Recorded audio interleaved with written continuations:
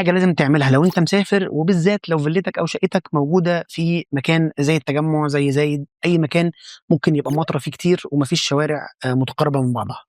إيه هي الحاجة دي؟ الحاجة دي إن أنا لو عندي تراس، يا ريت يا ريت يا ريت لو نعمل فيه بيبة وتكون الأرضية بميول وتكون رايحة عليها، علشان للأسف المطر ممكن يغرق الشقة.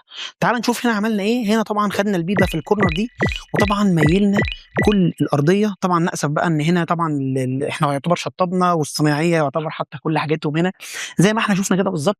البيبة بتبقى موجودة في التراس، وكل الأرضية بتبقى رايحة بميول عليها، والبلاط اللي فيها البيبة كمان بنضطر نفرحها علشان تبقى الميول كلها رايحة على البيبة. دي حاجة بسيطة جدا ولكنها مهمة جدا جدا في الحفاظ على ممتلكاتك والحفاظ على الفرش وعلى كل حاجة موجودة. فدي حاجة مهمة، أرجو إن شاء الله تكونوا استفدتوا منها. تابعونا، وأي أسئلة لكم اكتبوها في التعليقات أو ابعتوا لنا في الرسائل. إن شاء الله يومكم جميل. السلام عليكم.